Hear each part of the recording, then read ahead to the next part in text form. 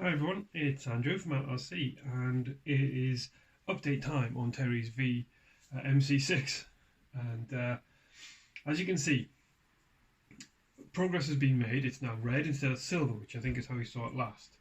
So yeah, the red enamel is done. As far as the cab and certain parts of the truck are concerned, I haven't finished the bed sides and I haven't even started really working on the bed itself. But to concentrate on the cab for now, so I can feel like I'm getting somewhere. As I say, the red sections are done, and I am about to do the black. I've just spent 3 hours masking this morning to get to this point. So I'm going to put the black on, and then I will be glad to be putting it to one side for a few hours.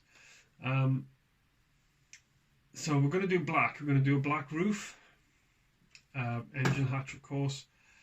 The side panel here is going to be black. The wheel arches are going to be black. The back section is going to be black as well. Okay, so that's going to be black section here. This little crossbar will be black as well. The dashboard is going to have to be a two-stage process just because of the complexities of masking it. I'm doing these two panels that I now understand. I've now seen more photos than I had done before. Something I'd like to remedy on my truck. These two black dash panels are black plastic or vinyl. I don't know which, but they're going to be sprayed black on here. The perfectionist in me should leave a red channel down there, so maybe I'll get my liquid rubber out and just put a bit of a mask in there, so I've got a red channel. I'm going to have to come back on this and do the dash instrument panel itself black separately, but I can't mask the two things together. The handle up here also needs to be black, which will just get brush painted on afterwards. So that's that. The doors inside, these are the inner panels of the doors, are going to get red spray on them as well, black spray as well. These little inserts. The masking is again a little bit of a problem with these, so I'll see how it goes. If I can't accurately get the black in there, then I will brush paint it on. This one maybe is a little better because I've left this side open, so I can spray into there. I may yet cut some of this back and leave a sort of direction for the can to go, the spray to go in. I just don't. Yeah, gotta be a little bit careful where the black. The trouble with these rattle cans is that the paint comes out quite high volume, quite high speed, so it does drive itself under stuff. Must get an airbrush at some point next year. Money, but I must get an airbrush at some point. Oh, and I do have an airbrush. What I don't have is a compressor. My mistake. I do have an airbrush of old. My Badger 200, I think. I can't remember. Made in the USA. Anyway, but yeah, I do have an airbrush. I just don't have a compressor. Small correction. Alright. Just for that ability to delicately put paint much more like where you want it, instead of everywhere as well.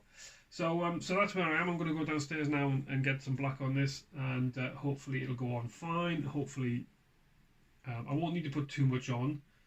I don't really want to build up a lot of edges against some of this tape, so we can hopefully get a dusting on, get a nice dense coat, and then without too much paint being required. Hi everyone, just a little update on the MC6 rebuild, and it's to do with this stuff. No, not diamonds, unfortunately, salt. So to save you go in and finding my salting demonstration video on the little D90 Land Rover body, just a quick recap before I spoil this altogether on salting. What I've done is I've taken the flatbed sides.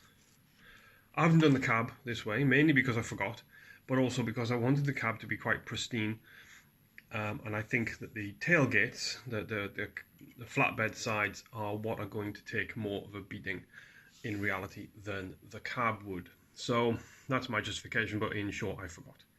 So what have I done? Yesterday I took the silver painted bed sides. So these are the rails that clip on the side of the flatbed like this, and I stuck salt crystals on, like these.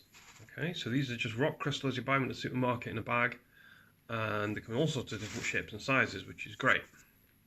And really all you do is you just wet the surface with some water, and then you drop the crystals on, and the water sucks them down, and most of them will stick.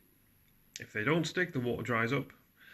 You just lift it up. Obviously, you have to give it a couple of hours to dry off properly, and then you can just lift it up. The loose crystals drop off, and you've got some stuck on there as a result, which is great. Now it's all random shapes, random sizes, and that's I think one of the benefits to the technique. Then you paint over the top. So I've put on a couple of coats of the Halford's enamel workshop red, which we're doing the truck in. It's a beautiful, beautiful paint. This goes on like silk, and well, I love enamel paints. I don't really like acrylics, and I mean, it's just, look at this beautiful thing. Now, it's obviously painted over the salt as well.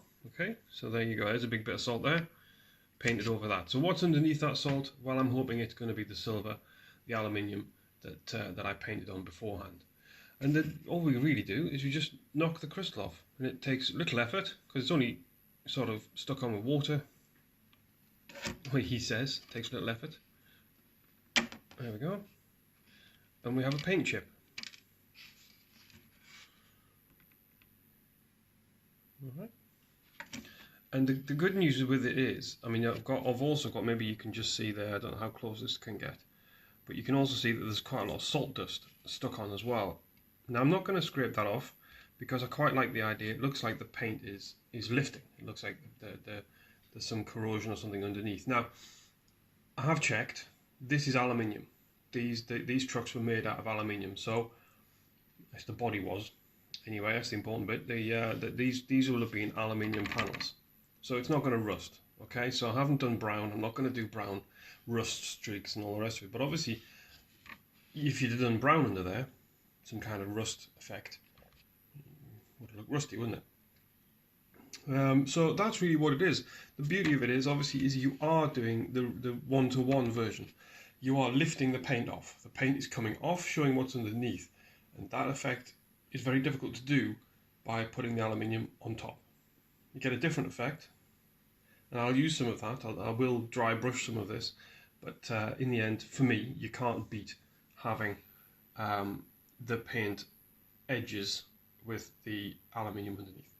So there you go. So I'm just going to go through this and pick this off. I'm got to go to work this morning, so I'm not going to do all of it. Some of it, it's surprising how well it sticks on with just a dab of water. But so again, I don't need to be too fussy about getting all of the bits and pieces, but you do want anything substantial off.